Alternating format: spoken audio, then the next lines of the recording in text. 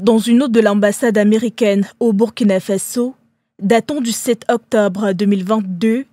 les États-Unis d'Amérique affirment leur soutien au peuple burkinabé et s'engagent, je cite, à œuvrer à la paix, à la stabilité et à la démocratie.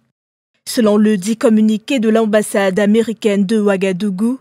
le pays de l'oncle Sam se montre très froid et dit condamner les transferts de pouvoir par des moyens non constitutionnels au Burkina Faso. En saluant la disposition du capitaine Ibrahim Traoré, chef de l'État, à respecter le calendrier de transition convenu avec la communauté économique des États de l'Afrique de l'Ouest en juillet 2022, qui permet un retour à un pouvoir civil démocratiquement élu dans le pays. Washington appelle ainsi toutes les parties à faire preuve de retenue et à résoudre les différends de manière calme et surtout pacifique. Alors que les USA frappent du poing sur la table sur la situation au Burkina Faso, un jour avant la note américaine adressée au Burkinabé, les Français n'ont pas manqué l'occasion de déployer sur le territoire burkinabé 6 éléments du GIGN, une unité d'élite de la gendarmerie française. C'était le jeudi 6 octobre 2022, ceci en renfort à ceux déjà stationnés à Ouagadougou.